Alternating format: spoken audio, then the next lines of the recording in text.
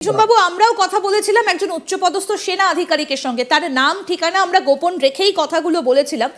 তিনিও ঠিক এই কথাটা বলেছিলেন অন্তত 2 মাস আগে আজ থেকে, যে সেখানে একটা অংশকে কাজ করতে দেওয়া হচ্ছে না, যারা ভালো অফিসার এবং যারা অন্য ধরনের কথা শুনছেন, অন্য রকম কিছু করছেন, তাদের এখন আধিক্য সব থেকে বেশি।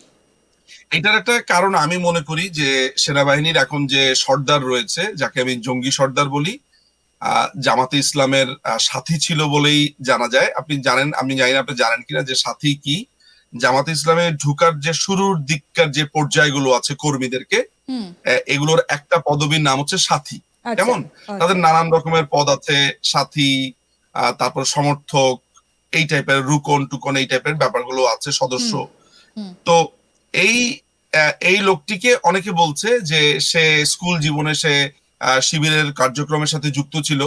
তার বাবা কিন্তু 71-এর মুক্তিযুদ্ধের একজন রাজাকার বলে সেনাবাহিনীর অফিসাররাই আপনার অডিও বার্তাতেই পাওয়া যায়। সেটা আমি শুনেছি যে তার বাবা শান্তি কমিটি, অর্থাৎ সেই সময় পাকিস্তানের পক্ষে প্রচারণা করবার জন্য একটা রাজাকার বাহিনী ছিল, আর আরেক অনেকগুলো বাহিনীর মধ্যে একটা শান্তি কমিটি নামে একটা কমিটি ছিল।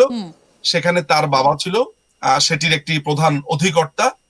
তার বাড়ি হচ্ছে বাংলাদেশের শেরপুর জেলাতে, এবং সেখানকার লোকাল একটা মাদ্রাসার লোকেরা, আমার কাছে সেই টেক্সটই আছে, আমাকে টেক্সটটা এভাবে করেছে, দাদা তার লোকাল এলাকাতে কথা হয়েছে, অমুক মাদ্রাসার প্রিন্সিপাল আমাকে কনফার্ম করেছে সে জামাতের সাথী ছিল এবং সম্ভবত জামাত থেকে ইলেকশন করবার বা রাজনীতি করবার এক ধরনের সম্ভাবনা আছে।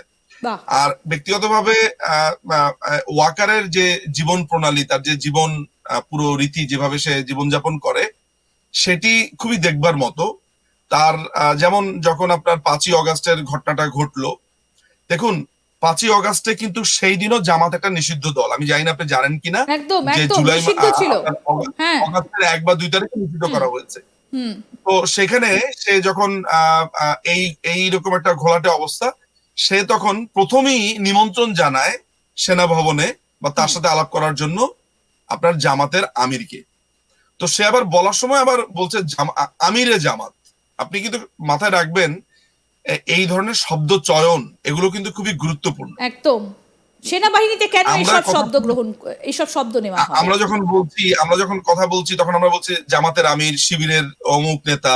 সে কিন্তু এত গ্রামাটিক্যালি কারেক্ট করে বলছে যে আমিরে জামাত, এবং একবার না 2বার সে আমিরে জামাতকে দাওয়াত দিয়েছে। মানে সে কতটা জানে এবং কতটা বোঝে যে জানে না। মাথায় রাখতে হবে যে ওই দলটা করলেই এইভাবে সম্মানসূচক ভাবে বলা সম্ভব। ঠিক, মানে একেবারে কারেক্ট করে বলা সম্ভব। মানে আপনি তখনই এইভাবে বলবেন, একদম শ্রদ্ধায় নুয়ে পড়ে বলবেন আমিরে জামাত, তখনই যখন আপনি আমিরে জামাতের সাথে আপনার কানেকশনটা আছে। এরপরে সে কাকে দাওয়াত দিল, সেটা হচ্ছে যে মামুনুল হক, যাকে বাংলাদেশের সবাই জানে প্রধান হিসেবে। ঠিক, কিন্তু প্রশ্নটা হচ্ছে এভাবে আর কতদিন? সার্বভৌমত্ব তো বিকিয়ে দিচ্ছে পুরোপুরি, পাকিস্তানকে সব দিয়ে দিয়েছে, সেনাবাহিনীতে জঙ্গি ঢোকাচ্ছে, মানে এরপর তো তালিবানের মতো অবস্থা হবে। ঢাকার রাস্তাতে পাকিস্তানি সেনাবাহিনী আপনার সোয়াট টিমের ছদ্মবেশে তারা বাংলাদেশের রাস্তা পায়চারি করছে। তারা তাদের লোকবল এনে এখানে ভরেছে। তাদের জেনারেলরা বাংলাদেশে, যারা 71 সালে আমাদের কাছে পরাজিত হয়েছিল, সেই পরাজিত সৈনিকরা বাংলাদেশের সেনাবাহিনীকে নাকি এসে ট্রেনিং দিবে।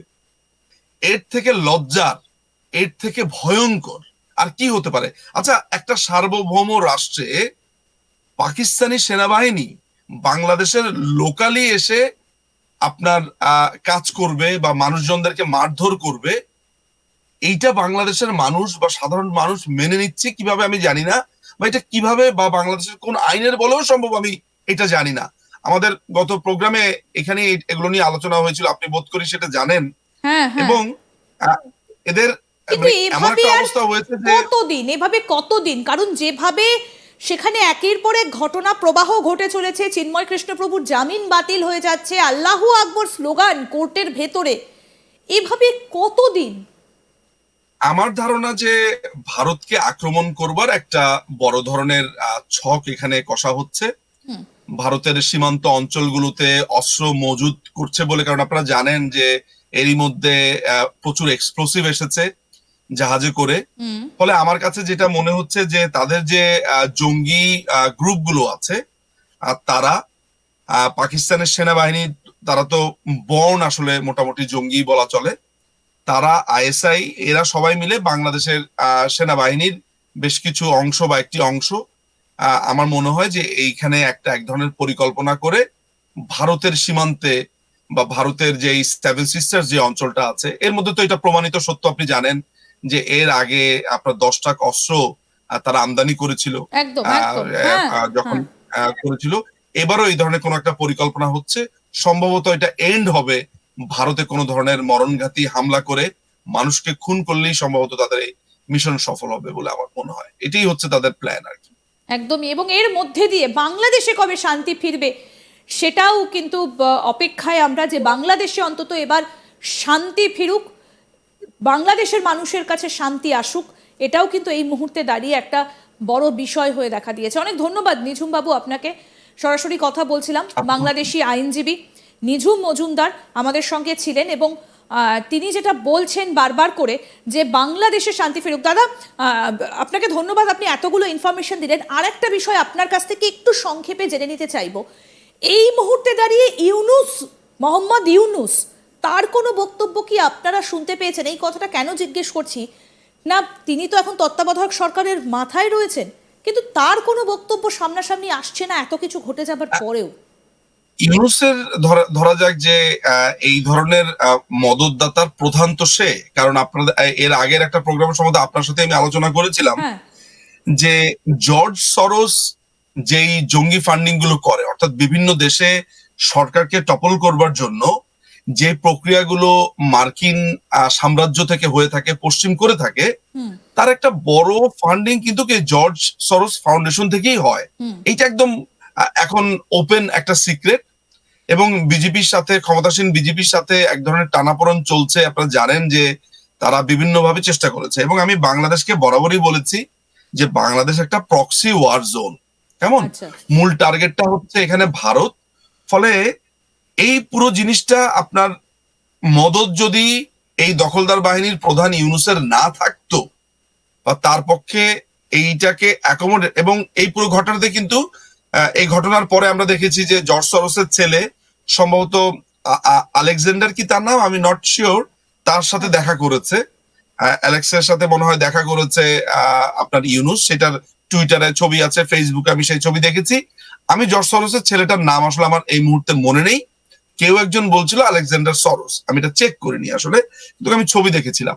ফলে এটা তো আপনি বলাটা অত্যুক্তি হবে না যে বাংলাদেশে যে জঙ্গি হামলাটা 5ই অগস্ট হয়েছে সেটির সাথে শুরু থেকেই জড়িত হচ্ছে ইউনূস।